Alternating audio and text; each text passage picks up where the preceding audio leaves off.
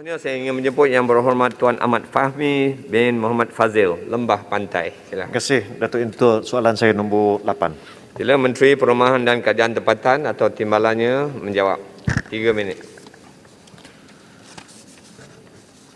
Terima kasih Yang di-Pertua dan juga terima kasih kepada Yang Berhormat daripada Lembah Pantai dan atas kepedulian dan perhatian beliau terhadap perancangan projek perumahan rakyat yang berada di bawah kawal seliaan Kementerian Perumahan dan Kerajaan Tempatan.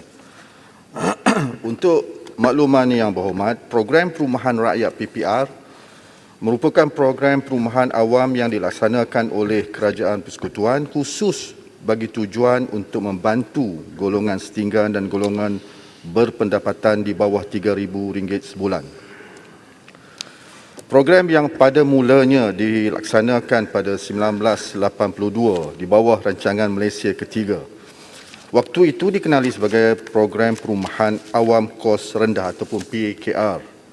Namun program ini disemarakkan lagi dan dijenamakan semula sebagai program perumahan rakyat bermula pada tahun 2002 sehinggalah sekarang.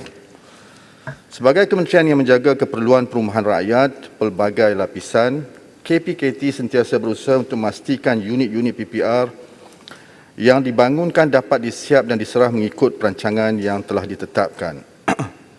Kerajaan melalui KPKT menyediakan 2 jenis program PPR, iaitu PPR dimiliki dan juga PPR disewa.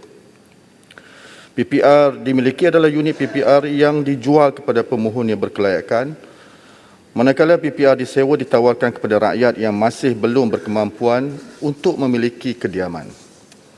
Sejak diperkenalkan pada tahun 1982 dan kemudiannya pada 2002 dengan jenama PPR, sebanyak 154 projek PPR yang disewa maupun dimiliki telah siap dibina, yang menyediakan sejumlah 97,146 unit rumah.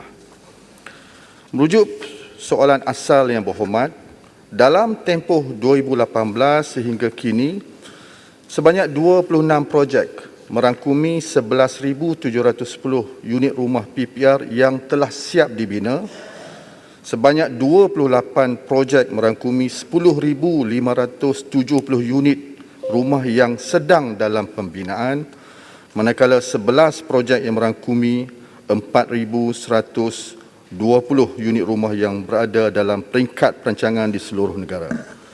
Kerajaan akan terus komited dalam menyediakan PPR kepada golongan B40 dan kerajaan akan sentiasa bekerjasama dengan kerajaan negeri bagi memastikan usaha ini dapat diteruskan untuk mengenal pasti cadangan lokasi yang bersesuaian untuk program-program perumahan mampu milik, terutamanya untuk B40 di bawah KPKT, khususnya program PPR. Terima kasih. Terima kasih Menteri. Silakan. Terima kasih. Soalan tambah pertama. Terima kasih, Datuk Ibu Ketua. Terima kasih Yang Berhormat Menteri di atas jawapan.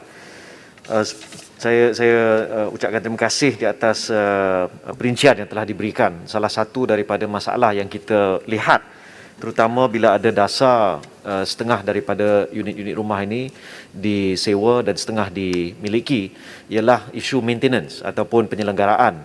Dan timbul masalah bila dalam satu bangunan contohnya, sekiranya ada, dia jadi macam patchwork dengan izin ya, apakah dasar kerajaan ke hadapan, terutama bila mengambil kira banyak daripada bangunan-bangunan yang lebih daripada 20 tahun, 30 tahun keadaannya agak tidak begitu baik dan mungkin ada perancangan untuk dibangunkan semula.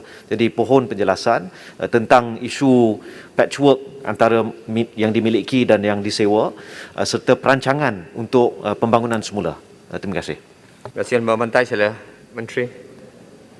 Terima kasih banyak Yang Berhormat. Memang salah satu daripada the challenge, cabaran yang dihadapi oleh KPKT adalah soal penyelenggaraan. Dan sememangnya Kerajaan Persekutuan telah melakukan apa yang disebut sebagai tabung penyelenggaraan perumahan TPPM dan juga program penyelenggaraan perumahan Malaysia bagi tujuan untuk pertamanya membantu perumahan berstrata kos rendah awam dan juga swasta untuk membaik pulih menyelenggara harta bersama. soalan yang ditanya oleh Yang Berhormat Lembah Pantai tadi, ini adalah soalan yang menyentuh tentang soal penyelenggaraan. Kalau dari segi di kawasan Yang Berhormat sendiri, saya rasa ada lebih kurang 5,656 unit yang dibangun dan dibina oleh KPKT. Dan kesemuanya telah pun diserahkan di bawah DBKL. Saya memahami ada di kalangan tempat-tempat Kampung Limau, Departmen Putrajaya, saya pernah jadi setpol ke sana, saya tahu kawasan-kawasan tersebut yang ada yang dijual dan juga yang ada yang disewa. Dan tapi dalam soal penyelenggaraan yang di bawah TPPM ini, ia tidak memilih.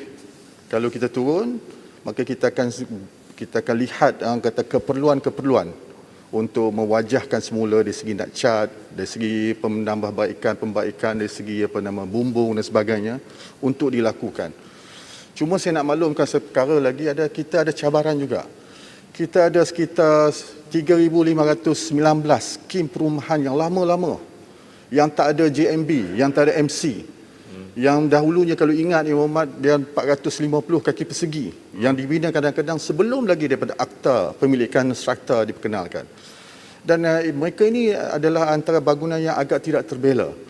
Sebab itu dalam belanjawan kali ini saya nak mohon juga kepada Kementerian Kewangan untuk melihat sejumlah yang kata 3,519 skim yang jumlah dia keseluruhannya hampir 554,000 untuk juga mendapat pembelaan. Saya rasa kalau di tempat Yang Berhormat mungkin macam Taman Bukit Angkasa.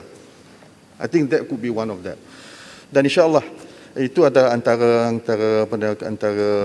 hala tuju yang akan diambil oleh kementerian untuk pastikan bahawa kediaman-kediaman yang disediakan oleh kerajaan bukan hanya mampu dimiliki dan mampu didiami, tapi mempunyai tahap daya huni yang tinggi. Terima kasih.